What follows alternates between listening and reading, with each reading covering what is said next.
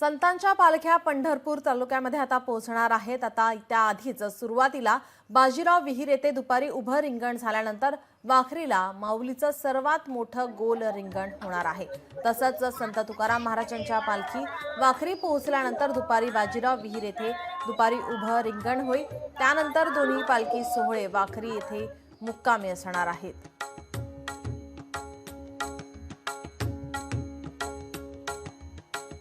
आज संतांच्या पालख्या पंढरपुरात पोहोचणार आहेत। मोठ्या संख्येने वारकरी या पालखी सोहळ्यामध्ये सहभागी झालेले पाहायला मिळतात।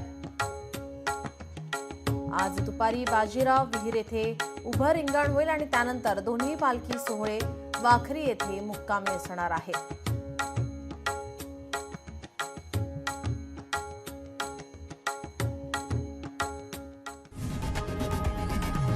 लोकशाही मराठी ऐका, पहा, जागरूक रहा।